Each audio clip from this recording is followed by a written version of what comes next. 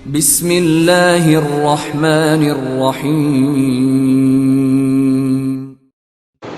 السلام عليكم ورحمة الله وبركاته.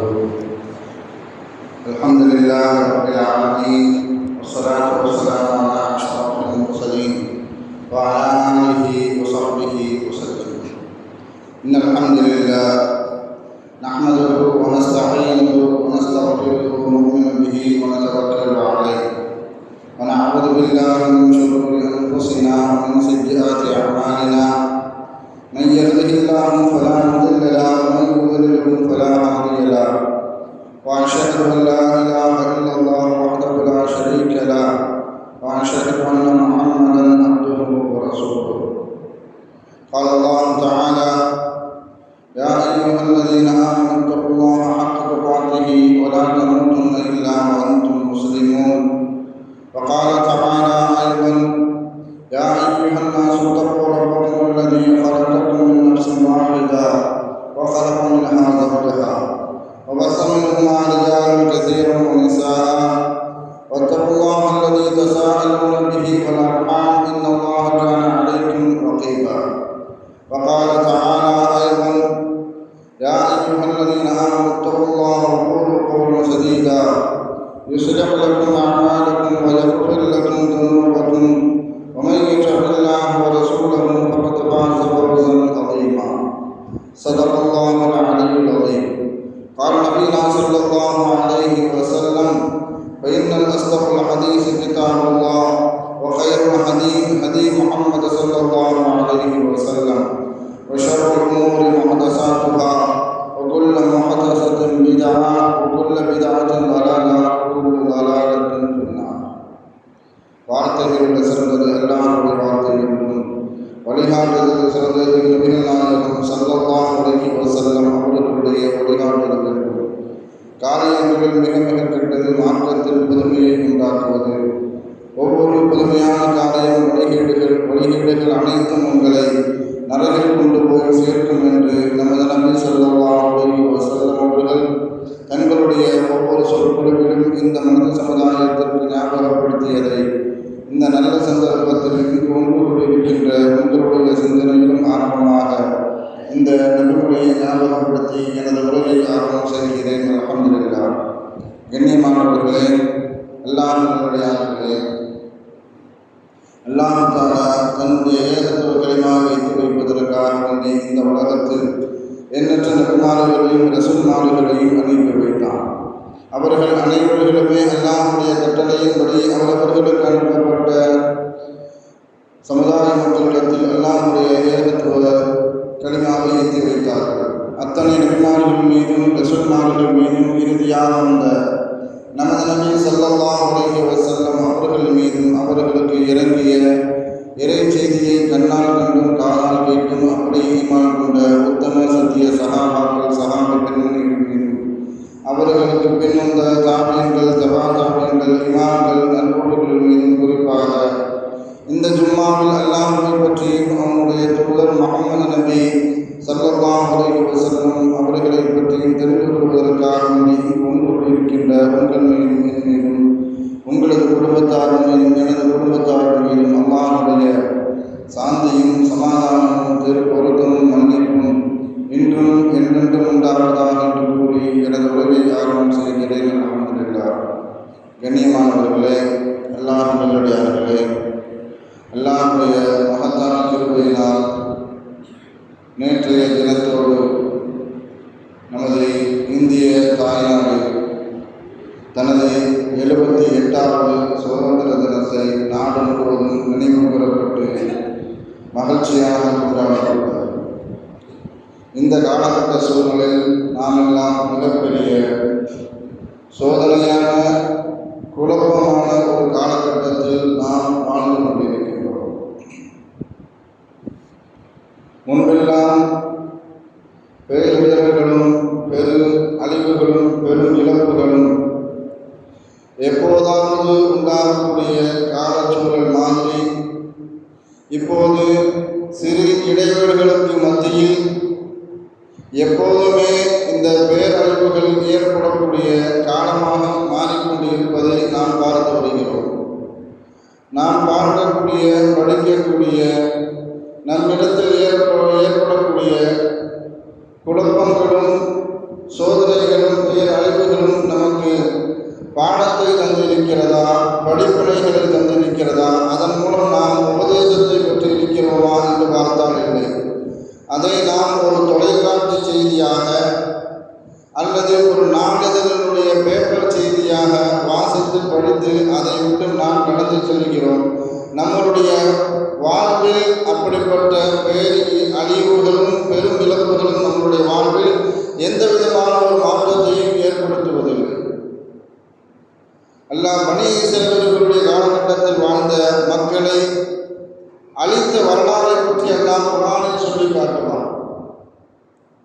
அவர்களை அழித்த வரலாறை பற்றி அல்லாஹ் குர்ஆனில் சொல்லி காட்டும் பொழுது அவர்களை குரங்குகளாகவும் பன்றிகளாகவும் நாம் மாற்றினோம் என்பதாக அல்லாஹ் சொல்லி காட்டுவான். ஒரு சமுதாயத்தை குரங்குகளாக பன்றிகளாக மாற்றுவது என்பது மிகப்பெரிய ஒரு நிகழ்வு. அந்த சமுதாயத்திற்கு ஏற்பட்ட மிகப்பெரிய ஒரு இழப்பு மாத்திரமல்ல, அதிலிருந்து அவர்கள் பாடங்கள் பெற வேண்டும், படிப்பினைகளை பெற வேண்டும். ஆனால் அல்லாஹ் குர்ஆனில் இவர்கள் அழித்த செய்தியை பற்றி சொல்லி காட்டும் பொழுது இந்த நிகழ்வுகளுக்கு பிறகும், இந்த அழிவுக்கு பிறகும் அவர்கள் மாறினார்களா, தங்களுடைய வாழ்க்கை பாதையை மாற்றிக்கொண்டார்களா என்று அல்லாஹ் குர்ஆனில் இது சம்பந்தமாக அவர்களுடைய வரலாறை பற்றி சொல்லி காட்டும் பொழுது சும்மா கசப்பு குழுவும் அவர்களுடைய உள்ளங்கள் இறுகிவிட்டது. இதற்கு பிறகு அவர்களுடைய சமுதாய மக்களை குரங்குகளாக பன்றிகளாக மாறிவிட்ட பிறகும் கூட அவர்களுடைய சந்ததிகள் அதிலிருந்து பாடம் பெறவில்லை, அதிலிருந்து அவர்கள் படிப்பினை பெறவில்லை, அதன் மூலம் அவர்கள் உபதேசம் பெறவில்லை. சும்மா கசப்பு குழுவும் அவர்களுடைய உள்ளங்கள் கடுமையாகிவிட்டது. எந்த அளவுக்கு கடுமையாகிவிட்டது என்று அல்லாஹ் குர்ஆனில் சொல்லி காட்டும் பொழுது சும்மா கசப்பு குழுவும் ஃபஹிய கல்ஹிஜாரா, பாறைகள் போல அவர்களுடைய உள்ளங்கள் கடுமையாக மாறிவிட்டது. அல்ல அவ் அசத்து, பாறைகளை விடவும் அவர்களுடைய உள்ளங்கள் மிக கடுமையாக ஆகிவிட்டது என்பதாக அல்லாஹ் சொல்லி காட்டுவான். ஏன் அவர்களுடைய உள்ளங்கள் பாறைகளை விடவும் கடுமையாக ஆகிவிட்டது என்பதாக அல்லாஹ் தொடர்ச்சியாக பேசும் பொழுது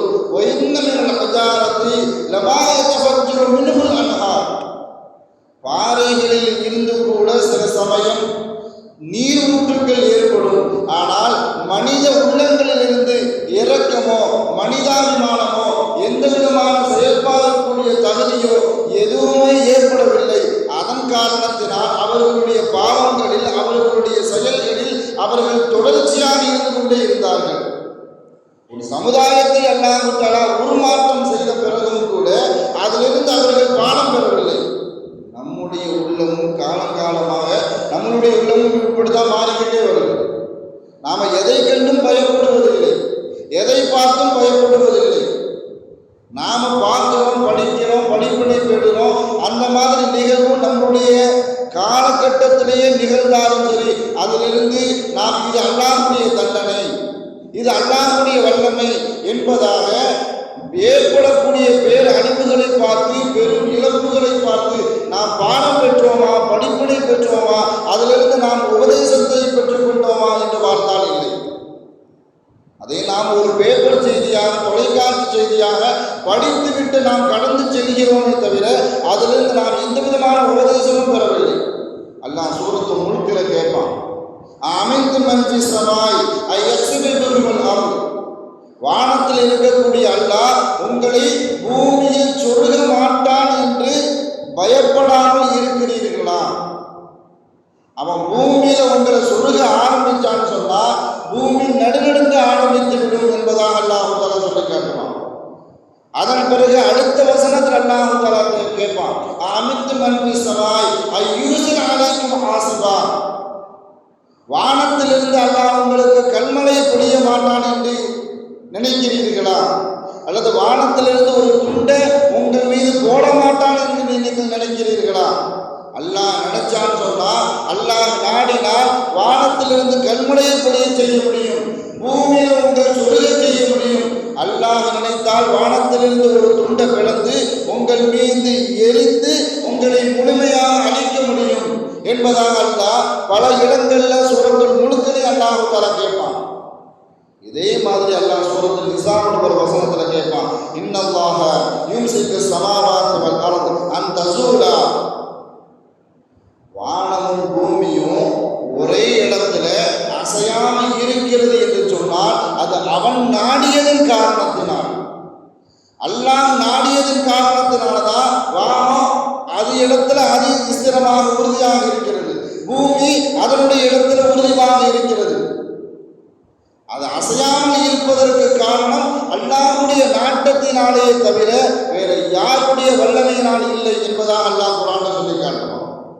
உலகத்தில் இவ்வளவு பாவங்கள் நடந்தும், இவ்வளவு அநியாயங்கள் நடந்தும், இவ்வளவு அட்டுழியங்கள் நடந்தும் அல்லாஹ் வானத்தையும் பூமியையும் அவனுடைய கட்டுப்பாட்டு அல்லாஹ் தஆலா வைத்திருக்கிறான் என்று சொன்னால் இன்னஹு கான ஹலீமன் கஃபூரா.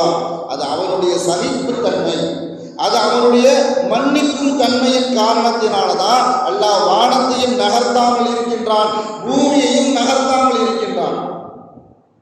இந்த வசனத்துக்கு கீழே இமாம்கள் ஒரு வரலாற்று செய்தி எழுதுவாங்க. ஒரு வயதான ஒரு மூதாட்டி தன்னுடைய பேர பிள்ளையோடு வாழ்ந்து கொண்டு இருக்கிறார் ஒரு பகுதியில். அவள் வாழக்கூடிய வசிக்கக்கூடிய வீடு ஒரு பலகீனமான ஒரு குடிசை வீடு. குடிசை வீட்டில் வசித்து கொண்டு இருக்கும் பொழுது அந்த குடிசை வீடு எப்படின்னு சொன்னால் ஒரு காத்தடிச்சா தாங்காது, ஒரு மழை பெஞ்சா தாங்காது. அந்த அளவுக்கு ஒரு பலகீனமான ஒரு குடிசையில தன்னுடைய பேர பிள்ளையோடு ஒரு வயதான ஒரு மூதாட்டி வசித்துக் கொண்டு இருக்கிறார். வசித்துக் கொண்டு இருக்கும் பொழுது குர்ஆன் எடுத்து இந்த வசனத்தை ஓதி பார்க்கிறார். நான் மேலே சொன்ன அந்த வசனம், இன்னல்லாஹ யும்சிக்கு ஸமாவாத்தி வல் அர்த அன் தஸூலா. வானத்தையும் பூமியையும் அல்லாஹ் தஆலா தான் பிடித்து வைத்திருக்கிறான். அவன் நாடினால்தான் அவனுடைய கட்டுப்பாட்டில் இருந்து வானமும் பூமியும் அந்த இடத்தை விட்டு நகர முடியும் என்பதாக இந்த வசனத்தை ஓதி பார்த்துவிட்டு அவன் நினைக்கிறான், வானத்தை பூமியையே அல்லாஹ் தஆலா தன்னுடைய கட்டுப்பாட்டில் வச்சிருக்கிறான்னு சொன்னா நம்ம குடிசையும் அல்லாஹ்வுடைய கட்டுப்பாட்டில் தானே இருக்கும். வானத்தையும் பூமியும் அல்லாஹ் தன்னுடைய கட்டுப்பாட்டில் வச்சிருக்கிறான்னு சொன்னா நம்முடைய குடிசையும் கூட அல்லாஹ்வுடைய கட்டுப்பாட்டில் தான் இருக்கும். அது காத்தடிச்சாலும் சரி, மழை பெய்தாலும் சரி, அல்லாஹ் நாடினால்தான் அதுக்கு எந்த சேதாரமும் ஏற்படும். அல்லாஹ் நாடாமல் இந்த குடிசைக்கு எந்த விதமான சேதாரமும் ஏற்படாது என்று நினைத்து கொண்டு சில பேப்பரை கையில் எடுத்து இந்த வசனத்தை எழுத ஆரம்பிக்கிறான். இன்னல்லாஹ யும்சிக்கு ஸமாவாத்தி வல் அர்த அன் தஸூலா. இந்த வசனத்தை எழுதி எங்கெல்லாம் பலகீனமாக இருக்கிறதோ, எங்கெல்லாம் இடிஞ்சு விழுற சூழ்நிலையில் இருக்கிறதோ அந்த இடத்துல தான் பேர பிள்ளையை வச்சு அங்கனை ஒட்டிட்டு வா இங்கனை ஒட்டிட்டு வா என்பதாக தன்னுடைய குடிசை முழுசும் அந்த இடத்துல எந்த பலகீனமாக இருக்குதோ அந்த இடத்துலலாம் ஒட்ட சொல்றான். அந்த மூதாட்டியான அந்த வயதானவருக்கு அந்த கிழவி ஒட்ட சொன்ன பிறகு கிட்டத்தட்ட அதன் பிறகு கிட்டத்தட்ட 20 ஆண்டு காலம் அந்த பெண்மணி உயிரோடு இருந்து 20 வருஷத்துக்கு அப்புறம் மூத்தாயிட்டார். அந்த பேர பிள்ளை இப்போ வளர்ந்துட்டார், வளர்ந்து கொஞ்சம் அனுபவம் வந்துருச்சு. அப்போ யோசிச்சு பார்க்குறாரு அந்த பேர பிள்ளை, நம்ம பாட்டி உயிரோடு இருக்கும் பொழுதும் சில பேப்பரை தந்து சில இடத்துல ஒட்ட சொன்னாங்க. அதன் பிறகு இந்த குடிசைக்கு எந்த விதமான பாதிப்பும், எத்தனை காத்தடிச்சது, எத்தனையோ மலைகளை இந்த குடிசை தந்துச்சு விட்டது. அதன் பிறகு கூட இந்த குடிசைக்கு எந்த விதமான பாதிப்பும் ஏற்படவில்லையே. அந்த கிழவி இந்த பேப்பர்ல என்னதான் எழுதி வச்சான்னு சொல்லி பார்ப்போமே என்பதாக ஒட்டின இடத்துல இருந்து அந்த பேப்பரை கிழிச்ச உடனே அந்த இடத்த அப்படியே என்ன செஞ்சிருச்சு, விழுந்து போச்சு. ஒட்டின பேப்பர்ல என்ன எழுதி இருந்தது என்று பார்க்கும் பொழுது அவர் வாசித்தார், இன்னல்லாஹ யும்சிக்கு ஸமாவாத்தி வல் அர்த அன் தஸூலா. இந்த வசனம் வானமும் பூமியும் அல்லாஹ்வுடைய கட்டுப்பாட்டில் தான் இருக்கிறது, அவன் நாடினாலே தவிர அது இடங்களை விட்டு நகராது. வயநாட்டில் ஏற்பட்ட வெள்ளப்பகுதியை பற்றி, அதில் ஏற்பட்ட அழிவுகளை பற்றி நாம் பார்த்தோம், கண்ணீர் விட்டோம், கவலை அடைந்தோம். ஒன்றிய அரசாங்கம் அந்த கேரளா அரசாங்கத்தில் சொல்லுச்சு, முன்னாடியே நாம் உங்களுக்கு எச்சரிக்கை செய்ததான செஞ்சோம், நீங்கள் கொஞ்சம் கவனமாக இருந்திருக்கலாமே, இந்த மாதிரி மழை பெய்யும் உங்களுக்கு சொல்லதானே செஞ்சோம், நீங்கள் கவனமாக இருந்திருக்க கூடாதா என்பதாக கேரள அரசாங்கத்தை பார்த்து ஒன்றிய அரசாங்கம் கேட்குது. திருப்பி கேரள அரசாங்கம் சொல்றது, நீ மழை பெய்யும் சொன்ன, ஒரு வாரம் பெய்யும் சொன்ன, ஆனால் ஒரு வாரம் பெய்யக்கூடிய மழை ஒரே நாளில் பெய்யும் சொன்னியா? நீ ஒரே நாளில் ஒரு வாரத்தினுடைய மழை பெய்யும் சொன்னா அதற்குண்டான ஏற்பாட்டை நாங்கள் என்ன செஞ்சிருப்போம், செய்து முடித்திருப்போம். ஆனால் ஒரு வாரம் பெய்யும் சொன்ன மழை ஒரே நாளில் பெய்யும் நீ சொல்லலையே. அதனால தான் எங்களுக்கு இவ்வளோ பெரிய பேர் இழப்பு இருப்பதாக இவங்க அவங்கள சொல்ல சொல்றதும் அவங்க இவங்கள சொல்றதும். இதிலிருந்து நமக்கு என்ன புரியுதுன்னு சொன்னா, எந்த மனிதனாலும் மனிதர் கண்டுபிடித்த விஞ்ஞான கருவிகளாலும் அல்லாஹ்வுடைய வல்லமையை பற்றி முழுமையாக கணிக்க முடியாது. எந்த விஷயமாக இருந்தாலும் அல்லாஹ்வுக்கு வல்லமைக்கு உட்பட்ட எந்த காரியத்தையும் முழுமையாக மனித புத்தியை கொண்டோ விஞ்ஞானத்தினுடைய கருவியை கொண்டோ முழுமையாக கணிக்க முடியாது. மஃபாத்திஹுல் கைபி ஹம்ஸ், அல்லாஹ்வுக்கு மாத்திரமே வல்லமையாக இருக்கக்கூடிய அல்லாஹ்வுடைய மறைமுக பொக்கிஷங்களாக இருக்கக்கூடிய 5 விஷயங்கள் சொல்லி அல்லாஹ் குர்ஆன்ல சொல்லி காட்டுவான். அதுல ஒரு விஷயம்தான் மழை. அதில் ஒரு விஷயம்தான் மழை. மழை எப்போ பெய்யும், எங்கே பெய்யும், எவ்வளவு பெய்யும் யாராலையும் செய்ய முடியாது. பெய்து முடித்த பிறகுதான் அதனுடைய அளவை கணக்கிடப்படுமே தவிர இங்கே மழை பெய்யும், இவ்வளவு காலம் பெய்யும், இவ்வளவு அளவுல பெய்யும் என்பதாக யாராலையும் என்ன செய்ய முடியாது. பெய்வதற்கு முன்பாக யாராலையும் கணிக்க முடியாது. அதனால தான் மஃபாத்திஹுல் கைபி ஹம்ஸ், அல்லாஹ்வுக்கு மாத்திரமே சொந்தமாக இருக்கக்கூடிய அவனுடைய வல்லமைக்கு உட்பட்ட 5 பொக்கிஷமான விஷயங்களில் மழை. ஏன்னா ஒவ்வொரு நாளும் வானம் அல்லாஹ்விடத்தில் கேட்கிறது, பூமி அல்லாஹ்விடத்தில் கேட்கிறது, கடல் கேட்கின்றது, மலைகள் கேட்கின்றது, மலக்குமார்களும் கேட்கிறாங்க. அல்லாஹ் உன்னுடைய அடியார்கள் இவ்வளவு அநியாயம் பண்றாங்களே, இவ்வளவு அட்டுழியங்கள் செய்கிறார்களே, இவ்வளவு பாவங்கள் செய்கிறார்களே, வானம் அல்லாஹ்விடத்தில் கேட்கிறது, அவர்கள் மீது நான் அப்படி படர்ந்து விடவா, படர்ந்து அவர்களை நான் அழித்து விடவா என்பதாக வானம் கேட்குது. பூமி கேட்குது, அவர்களை நான் அப்படி உள்வாங்கி விடவா என்பதாக பூமி கேட்குது. மலைகள் கேட்கிறது, அவர்கள் மீது நான் அப்படி உருண்டு அவர்களை அழித்து விடவா என்பதாக. கடல் கேட்கின்றது, நான் அவர்கள் மீது பொங்கி அவர்களை நான் அப்படி அழித்து விடவா. மலக்குமார்கள் கேட்கிறார்கள், நீ கட்டளையிடு, அவர்களை நாங்கள் ஒட்டுமொத்தமாக அழித்து விடுகிறோம் என்பதாக மலக்குமார்களும் அல்லாஹ்விடத்தில் கேட்கிறாங்க. எல்லாத்துக்கும் அல்லாஹ் சொல்லக்கூடிய பதில், அவர்கள் என்னுடைய அடியார்கள், அவர்கள் என்னுடைய அடியார்கள், அவர்கள் மீது எனக்கு மாத்திரமே உரிமை இருக்கிறது, உங்களுக்கு எந்த உரிமை இல்லைன்னு சொல்றான். நாம இவ்வளவு அநியாயம் செய்யணும், அல்லாஹ் நம்மளை விட்டு வச்சிருக்கிறான்னு சொன்னா இன்னஹு கான ஹலீமுன் கஃபூரா, அவனுடைய சகிப்புத்தன்மை, அவனுடைய தயால மன்னிக்கும் தன்மை. நாம என்ன நினைச்சிட்டு இருக்கோம்னு சொன்னா, நம்ம பகுதியில் எந்த பாதிப்பும் இல்லை. எங்கெல்லாம் பாதிப்புகள், பேர் அழிவுகள், பேர் இழப்புகள் ஏற்படுகிறதோ அவர்களை பார்த்து நாம நினைச்சுக்கிட்டு இருக்கிறோம். எந்த காலகட்டத்திலையும் இந்த மாதிரி சிந்தனை நம்மளுடைய உள்ளத்திலேயே புத்தியிலையும் வந்துடவே கூடாது. எங்க பாதிப்புகள் ஏற்பட்டு இருக்கிறதோ, எங்க பேர் அழிவுகள் ஏற்பட்டு இருக்கிறதோ அங்கு வாழ்ந்து கொண்டு இருக்கக்கூடிய மனிதர்கள் எல்லாம் கெட்டவர்கள், பாவிகள். அதனால தான் அல்லாஹ் தஆலா அவர்கள் அழிச்சிட்டான். அதனால தான் அவர்களுக்கு இவ்வளவு பெரிய பாதிப்பு ஏற்பட்டு விட்டது. எங்கு பாதிப்பு ஏற்படவில்லையோ, எங்கு நலமாக வாழ்ந்து கொண்டிருக்கின்றோமோ அங்க வாழக்கூடிய மனிதர்கள் எல்லாம் நல்லவர்கள், பரிசுத்தமானவர்கள், உத்தமர்கள், அவுளியாக்கள் என்று நமக்கு நாமே சர்டிபிகேட் கொடுக்கக்கூடாது. அங்கு நல்லவர்களும் வாழ்ந்தார்கள், தீயவர்கள் வாழ்ந்தார்கள். எங்கு நலமாக இருக்கின்றோமோ இங்கு நல்லவர்களும் வாழ்ந்து கொண்டு இருக்கின்றோம், தீயவர்களும் இருக்கிறார்கள். ஆனால் ஒரே ஒரு விஷயம் என்னன்னு சொன்னா, எங்க பேர் அழிவுகள் ஏற்படுகிறதோ, பெரும் இழப்புகள் ஏற்படுகிறதோ அதற்கும் பாவத்திற்கும் சம்பந்தம் இல்லை என்ற முடிவுக்கு வந்துடக்கூடாது. உலகத்தில் எப்பெல்லாம் பேர் அழிவுகள், பெரும் இழப்புகள் ஏற்படுகிறதோ நம்முடைய பெரும் பாவங்களின் காரணத்தினால்தான் அது ஏற்படுகிறது என்ற உள்கருத்துக்கு நாம் வந்துடணும். அப்பொழுதே பாவங்களை குறைத்துக் கொள்ள வேண்டும். ஸல்லல்லாஹு அலைஹி வஸல்லம் அவர்களுடைய மனைவிமார்கள் அல்லாஹ் ஸல்லல்லாஹு அலைஹி வஸல்லம் அவர்கள்ட்ட கேட்டாங்க, யா ரசூலல்லாஹ், நல்லவர்கள் இருக்கும் பொழுது உலகத்தில் அழிவு ஏற்படுமான்னு கேட்டாங்க. பேரழிவுகள் நல்லவர்கள் வாழ்ந்து கொண்டு இருக்கும் பொழுது உலகத்தில் பேரழிவுகள் ஏற்படுமான்னு கேட்டாங்க. ஸல்லல்லாஹு அலைஹி வஸல்லம் அவர்கள் மனைவிமார்களுக்கு சொன்னாங்க, நல்லவர்கள் இருக்க உலகத்தில் பேரழிவுகள் ஏற்படும்.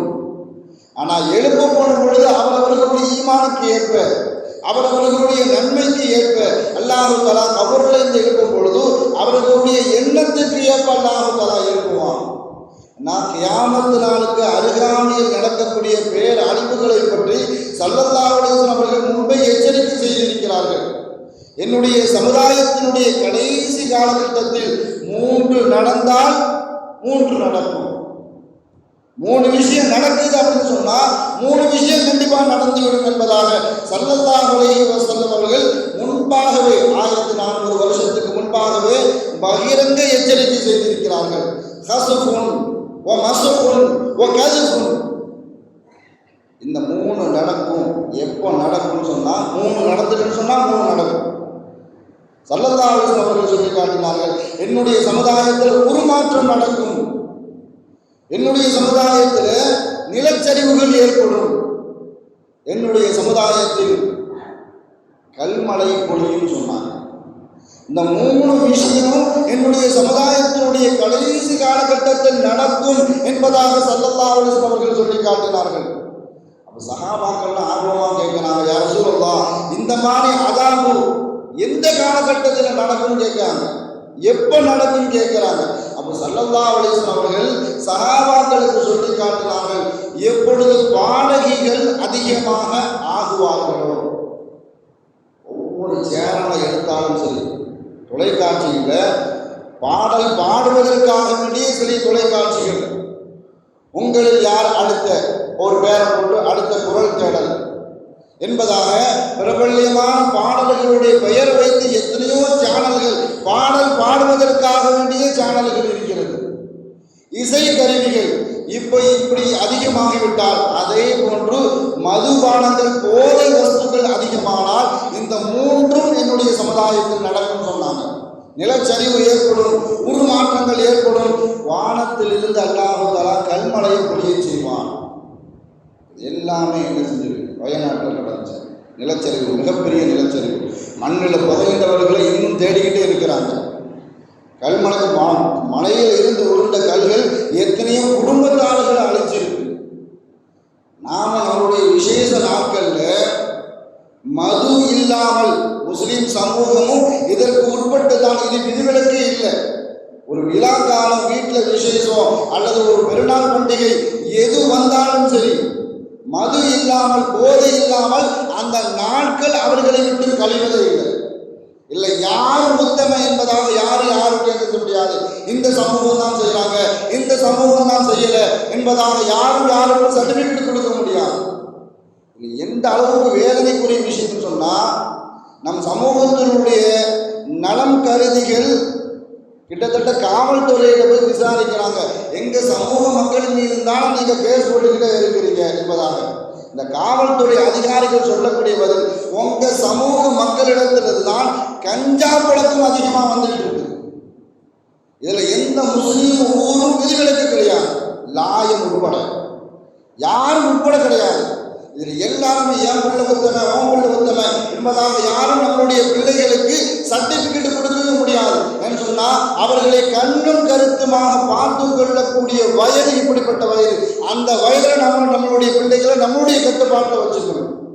அப்படி நடக்க ஆரம்பிச்சுன்னு சொன்னால் அல்லாஹ் பாதுகாக்கணும். இந்த 3 வேதனையும் அல்லாஹ் தஆலா என்ன செஞ்சிருவான், கொண்டு வந்துடுவான். அதே மாதிரி ஸல்லல்லாஹு அலைஹி வஸல்லம் சொன்னார்கள், கடைசி காலகட்டத்தில் என்னுடைய சமூகத்தில் பகிரங்கமாக சில பாவங்கள் நடக்கும். அது பாவமாகவே தெரியாது, பகிரங்கமான பாவம், ஆனால் அது பாவமாகவே பார்க்கப்படாது. அரசுகள் இப்போ அங்கீகாரம் கொடுத்து கொண்டு இருக்கிறது. ஒருணை சேர்க்கை திருமணங்கள், LGBT சொல்றாங்க, ஒருணை சேர்க்கை திருமணம். ஆணை கல்யாணம் வச்சுக்கிறது, பெண்ணை கல்யாணம் வச்சுக்கிறது. கிட்டத்தட்ட வெளிநாடுகளில் எல்லாம் இதற்கு அரசு அங்கீகாரத்தோடு என்ன பதாகைகள் கொண்டு அவர்கள் ஊர்வலம், பறை நடத்தணும் என்ற பெயரில் ஊர்வலம் நடத்துறாங்க. என்ன பதாகைகளில் எழுதப்பட்ட வாசகம் சொன்னா, என் உடல் என் உரிமை.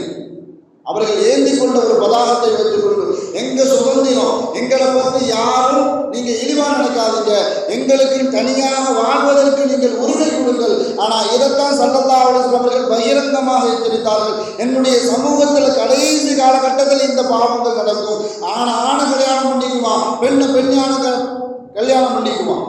லூத் அலைஹிஸ்ஸலாத்துடைய சமூகம் இதைத்தான் செஞ்சாங்க. அல்லாஹ் என்ன செஞ்சான்? தலைகீழ புரட்டி போட்டு அல்லாஹ் அந்த ஊரையே அடிச்சான். ஆனா அந்த பயம், இது பெரும் பாவம் என்ற உணர்வு சமூகத்துக்கு எப்படின்னு சொன்னா, அரசுக்கு அங்கீகாரம் வைக்கிறாங்க. எங்களுக்கு அங்கீகாரம் கொடுங்க, நாங்களும் மனிதர்கள் தான், எங்கள் உடல் எங்கள் உரிமை, நாங்கள் எங்களுக்குள்ள நாங்கள் திருமணம் செய்து கொள்கிறோம் என்பதாக தமிழ்நாட்டில் அரசாங்கத்தில் மஷூரா நடந்துகிட்டு இருக்குது. இதில் என்ன செய்யலாம் என்பதாக. ஏன்னா பகிரங்கமாக பறையடி எடுத்து ஊர்வலம் நடத்த ஆரம்பிச்சாச்சு. முன்னெல்லாம் வெளியே நடப்பதற்கு வெட்கப்பட்டவர்கள் இப்போ பறையில் நடத்துகிற அளவுக்கு சுதந்திரம் பெற்று விட்டார்கள் என்று சொன்னால் அது பாவமாகவே அவர்களுக்கு தெரியல. அடுத்த பாவம் சொன்னால் கல்யாணம் முடிக்காமையே சேர்ந்து வாழ்வது. இது முஸ்லீம் சமூகமும் இதில் விதிவிலக்கு கிடையாது. திடீர்னு வீட்டில் கூட்டு கொண்டு வச்சுக்கலாம், கல்யாணம் முடிச்சானா இல்லையா ஒரு தகவலும் தெரியல. இதை பற்றி வீட்டார்களுக்கும் எந்த கவலையும் கிடையாது. நம்ம சமூகம் என்ன ஆகும், இதை பற்றி ஜமாத்தார்கள் நிர்வாக பெருமக்கள் யாருக்கும் எந்த கவலையும் கிடையாது. அவன் நம்ம ஊருக்காரனா, நம்ம போய் அவன்கிட்ட கேட்க முடியுமா? கேட்டால் சிம்பிளாக சொல்கிறான், அவன் நம்ம ஊருக்காரன் கிடையாது. அவன்கிட்ட போய் நியாயம் கேட்கணும். அல்லது ரொம்ப பழக்கமாக இருக்கும், அவன் எனக்கு சொக்காரன், ரொம்ப சொந்தக்காரன், அவன்கிட்ட போய் கேட்டால் குடும்பம் பிடிச்சிடும். ஏதாவது ஒரு காரணம் சொல்லிட்டு கல்யாணம் முடிக்காமையே அடுத்த வீட்டு பொண்ணா அடுத்த சமயத்தினுடைய பெண்ணை வீட்டில் கொண்டு வாழ வச்சு வாழ்றான்னு சொன்னால் அவன் கல்யாணம் முடிச்சானா அந்த பொண்ணு முஸ்லீமா இருந்தா ஒன்றும் தெரியல. வீட்டில் கொண்டு வந்து வச்சு வாழ்கிறார்கள். இதை பற்றி ஜமாத்தார்களுக்கோ நிர்வாக பெருமருக்கோ ஊரில் வாழக்கூடிய மக்களுக்கோ யாருக்கு எந்த கவலையும் கிடையாது. ஆனால் ஸல்லல்லாஹு அலைஹி வஸல்லம் அவர்கள் சொன்னார்கள், இப்படி எல்லாம் நடந்தா இப்படிப்பட்ட வேதனைகள் கடைசி காலகட்டத்தில் நடக்கும் சொன்னாங்க.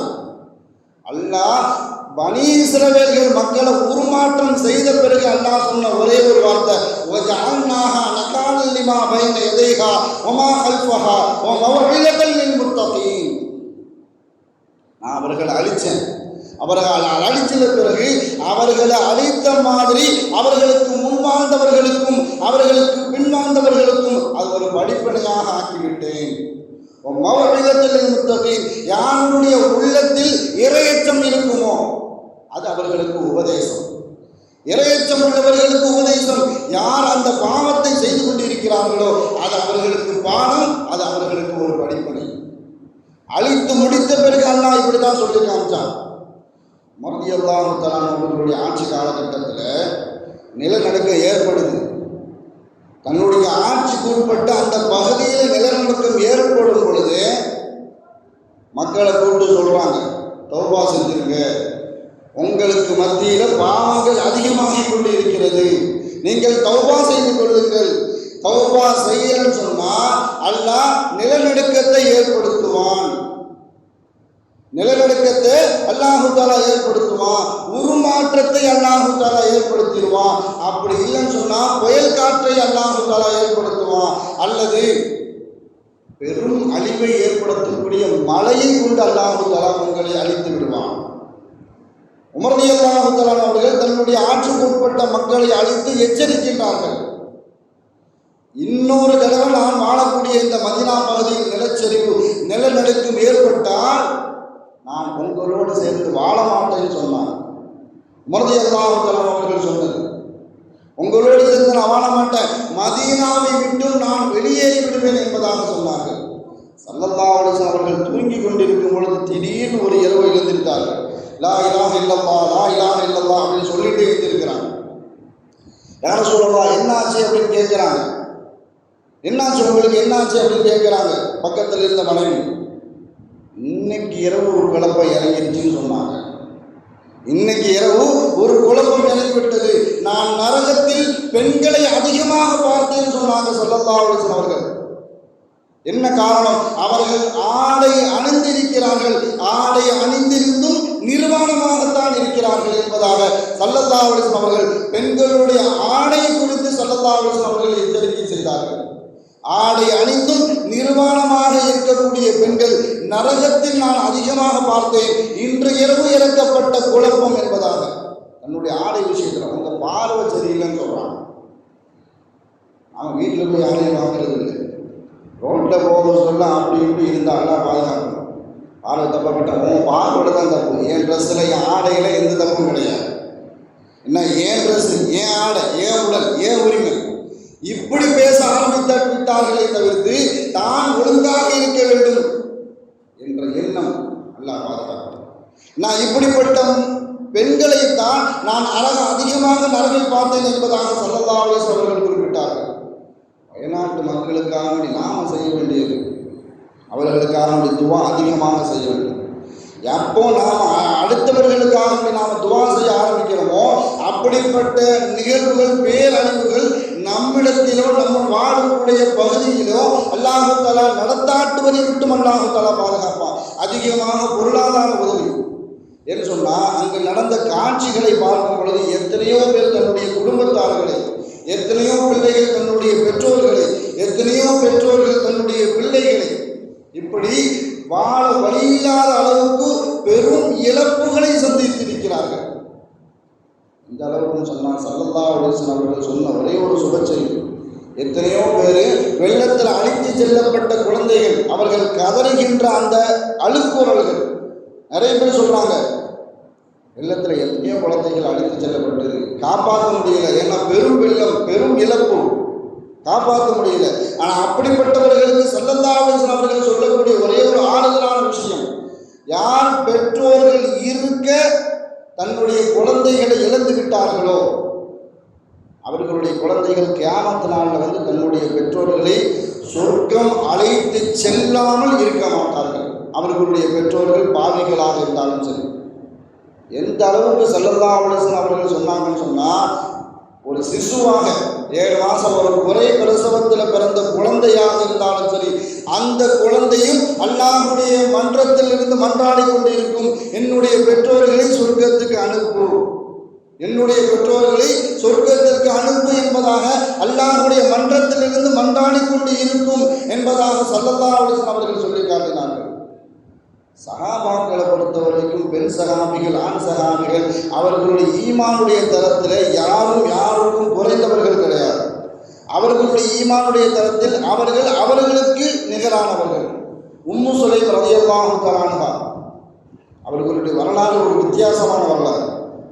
ஸல்லல்லாஹு அலைஹி வஸல்லம் அவர்கள் மதீனாவுக்குள்ள வரும் பொழுது தன்னுடைய மகன் 10 வயசு பையனை கொண்டு போய் ஸல்லல்லாஹு அலைஹி வஸல்லம் அவர்கள்ட்ட ஒப்படைத்து விட்டு, நீங்கள் என்னுடைய மகன் அனஸ் ரலியல்லாஹு, உங்களுடைய தேவைக்காக வேண்டி, உங்களுடைய பணிக்காக வேண்டி நீங்கள் வச்சுக்க என்பதாக ஸல்லல்லாஹு அலைஹி வஸல்லம் அவர்களுடைய பணிக்காக வேண்டி விட்டு சென்ற பெண் உம்மு சுலைம் ரலியல்லாஹு. கணவன் இல்லை, அவர் என்ன செஞ்சிட்டார், மதம் மாறி போய் மௌத்தா போயிட்டார். கணவன் இல்லாமல் உம்மு சுலைம் ரலியல்லாஹு வாழ்ந்து கொண்டு இருக்கிறார்கள். அந்த சூழலில் உம்மு சுலைம் ரலியல்லாஹு அவர்களை திருமணம் முடிப்பதற்கு மதீனாவுக்குள்ள பெரிய போட்டியே நடக்குது. அதில் போட்டி போட்ட ஒருவர் தான் அபூ தல்ஹா ரலியல்லாஹு தஆலா அவர்கள். பின்னாடி முஸ்லீம் ஆகிட்டார். ஆனால் உம்மு சுலைம் ரலியல்லாஹு அவர்களை திருமணம் முடிக்க வேண்டும் என்ற எண்ணத்தில் இருக்கும் பொழுது அவர் முஸ்லீமா இல்லை, காஃபிரா இருந்தார். பெண் கேட்டு அனுப்புகிறார், நான் உங்களை திருமணம் முடிச்சுக்கிறேன், நீங்கள் என்ன செய்யுங்க, சம்மதம் சொல்லுங்க என்று சொல்லும் பொழுது அபூ தல்ஹா என்ன செய்யறாப்போ முஸ்லீமா இல்லை.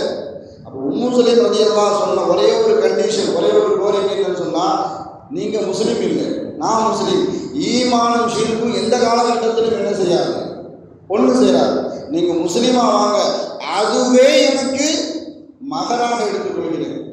நீங்கள் தங்கமோ, தங்க குவிலையோ, வைர குவிலையோ எதுவும் தரமான பணமோ நகையோ எதுவும் எனக்கு மகராக தர வேண்டாம்.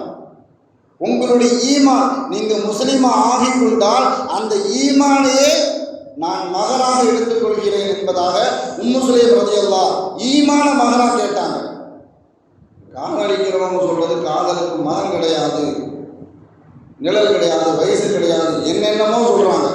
ஆனால் உம்மு சுலைம் ரலியல்லாஹு அவர்கள் சொன்ன, என்னை விரும்புகிறீங்களா, என்னை விரும்புவதாக இருந்தால், என்னை திருமணம் முடிப்பதாக இருந்தால் உங்களுடைய ஈமான் எனக்கு மகராக வேண்டும்.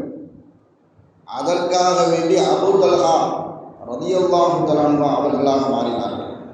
முஸ்லீமாக மாறி உம்மு சுலைம் ரலியல்லாஹு அவர்களை திருமணம் முடித்தார்கள். 2 பேரும் வாழ்க்கை சந்தோஷமாக போயிட்டு இருக்குது. கடந்த வாரங்களில் கூட சொல்லியிருப்பேன், ஸல்லல்லாஹு அலைஹி வஸல்லம் அவர்கள் ஒரு சின்ன பையன்கிட்ட போய் ஒரு குருவி செஞ்சதுக்காக விசாரிச்சாங்க அப்படின்னு. அவர் பேர் தான் ஹப்ஸ். உம்மு சுலைம் ரலியல்லாஹு அவர்களுக்கும் அபூ தல்ஹா ரலியல்லாஹு தஆலா அன்ஹு 2 பேருக்கும் பிறந்த ஒரு குழந்தை. அந்த காலகட்டத்தில் வேலைக்கு போகிறாங்க அப்படின்னு சொன்னால் சாயங்கால நேரத்தில் என்ன செஞ்சிருவாங்க, வீடு திரும்பிடுவாங்க. அப்படி ஒரு நாள் அபூ தல்ஹா தன்னுடைய வீட்டை விட்டு காலையில் வேலைக்காக வேண்டி போகிறாங்க. போன நேரத்தில் ஹப்ஸா ரலியல்லாஹு அந்த சின்ன பையன் தெருவில் போய் விளையாடிட்டு வந்து வீட்டுக்கு வராரு. பார்க்கும்போது ரொம்ப சோகமாக ரொம்ப சோர்ந்து போய் இருக்கிறார்.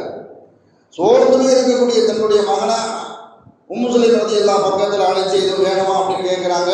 சோர்வுல அப்படி படுத்தவர் மூத்தா போயிட்டார். அல்லாஹ் என்ன செஞ்சுட்டான், ரூஹை வாங்கிட்டான். சாயங்காலம் அபூ தல்ஹா வீட்டுக்கு வரும் பொழுதும் தன்னுடைய மகனை ஒரு ரூமில் கொண்டு வச்சுட்டு தான் எப்பொழுதும் தன்னுடைய கணவனை எப்படி வரவேற்பதற்காக வேண்டி நிற்பார்களோ அதே மாதிரி உம்மு சுலைம் ரலியல்லாஹு நின்னாங்க. இந்த காலகட்டத்தில் வாழக்கூடிய நம்மளுடைய தாய்மார்களை கொஞ்சம் கேஸ் அடுப்பில் கேஸு தீர்ந்துருச்சு, நாம் வெளியில் நிற்கிறோம், ஏதாவது ஒரு வேலையில் நிற்கிறோம், கேஸுக்கு ஃபோன் பண்ணிங்களா அப்படின்னு 10 தடவை என்ன செய்யும். அந்த கேஸ் நம்பரை நம்மள்கிட்ட இருக்குது, அல்லது அவங்க சமையல் செய்யும் பொழுதும் அங்கே கேஸ் இல்லை அப்படின்னு சொன்னால் நாமும் அன்னைக்கு அவ்வளவுதான் 10 தடவை கால் வரும். தன்னுடைய மகன் வீட்டில் மையத்தாக இருக்கிறார். அந்த சூழலில் கூட கணவனுக்கு செய்ய வேண்டிய கடமை என்ன, அதில் நாம் கரெக்டாக இருக்கணும் அப்படின்னு நினச்சி. இதுவே மௌத்து செய்தி நம்ம வீட்டிலேருந்து நமக்கு மௌத்து செய்தி வந்தால் எப்படி வரும், முதல்ல ஃபோன் வரும் பொழுதே வார்த்தை வராது, அழுகதான் வரும்.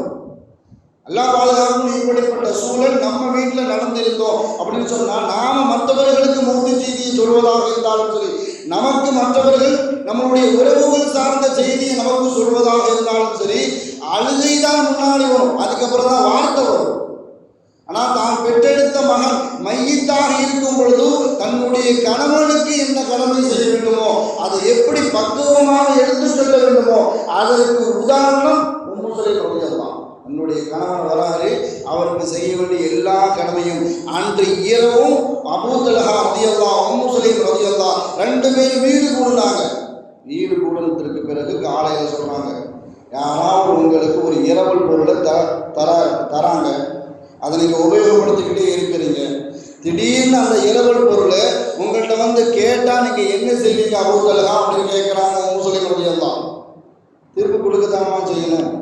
கேட்டால் அவங்க பொருளாக இருந்தால் அவங்க கேட்டால் நாம் என்ன செய்யணும், திருப்பி கொடுக்கத்தான் செய்யணும் அப்படின்னு அபூ தல்ஹா சொன்ன நேரத்தில் அதே மாதிரி அல்லாஹ் தஆலா ஹப்ஸுன்னு நமக்கு ஒரு குழந்தையை கொடுத்துருந்தான். அவன் தந்த குழந்தைய அல்லாஹ் தஆலா அவனே எடுத்துக்கிட்டான் அப்படின்னு சொல்லும் பொழுது அபூ தல்ஹாவுடைய முகமே மாறிடுச்சு. எப்போ இறந்து போனார் அப்படின்னு சொன்னால், நீங்கள் நேற்று இரவு வீட்டுக்கு வருவதற்கு முன்பாகவே அவர் மையத்தாயிட்டார். அப்போ நாம் 2 பேரும் வீடு கூடணுமே, அப்போ ஒரு மையத்தாக தான் இருந்தார்.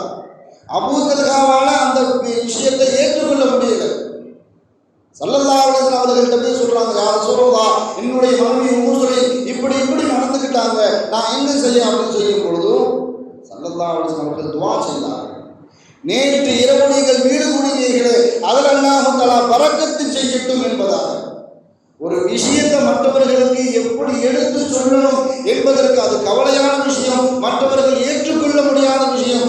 அந்த செய்தியை கூட மற்றவர்களுக்கு எப்படி பக்குவமாக எடுத்து சொல்ல வேண்டும் என்பதற்கு உம்மு சுலைம் ரலியல்லாஹு தஆலா அவர்கள் நமக்கு மிகப்பெரிய ஒரு எடுத்துக்காட்டு. அபூ தல்ஹா ஸல்லல்லாஹு அலைஹி வஸல்லம் அவர்கள்ட்ட போய் சொல்லும் பொழுது கூட அதற்காக துஆ செய்தார்கள். அதே மாதிரி தான் வயநாட்டில் நிறைய பேர் என்ன செஞ்சிருக்கிறாங்க, குடும்பத்தை இழந்திருக்கிறாங்க. ஆனால் இந்த செய்தியை கூட மனிதாபிமான அடிப்படையில் பார்க்காத சில சங்கிகள் வலையதளத்தில் எப்படி எழுதியிருக்கிறாங்க, எப்படி பதிவிடுறாங்க அப்படின்னு சொன்னால், அது ஒரு குட்டி பாகிஸ்தான், எல்லாரும் அங்கே சாவ வேண்டியவங்க தான், கடவுளை அவங்களுக்கு என்ன செஞ்சுட்டாங்க, சரியான தண்டனையை தான் கொடுத்துருக்கிறாங்க. அங்கே செத்தவர்கள் முஸ்லீம்களும் இருக்கிறார்கள், முஸ்லீம் அல்லாத மாற்று மத சகோதரர்களும் இருக்கிறார்கள். இழப்பு என்பது எல்லாத்துக்கும் பெரும் இழப்பு தான். ஆனால் இதை கூட மத உணர்வோடு பயன்படுத்தி வெறுப்புணர்வை கக்க முடியும் அப்படின்னு சொன்னால், யாருடைய உள்ளத்தில் பாசிச சிந்தனை இருக்கிறதோ அவர்களால் மாத்திரம்தான் இப்படி சொல்ல முடியும். அல்லாஹ் பாதுகாக்க வேண்டும். நம்மளுடைய காலகட்டத்தில் இப்படிப்பட்ட பேரழிவுகளும் பெரும் இழப்புகளும் நாம் வாழ காலகட்டத்திலும் உலகம் அழியும் வரைக்கும் இப்படிப்பட்ட பேரிழப்புகள் வராத அளவுக்கு அல்லாஹ் தஆலா பாதுகாப்பளிப்பானாக. வாழும் காலமெல்லாம் மருத்துவ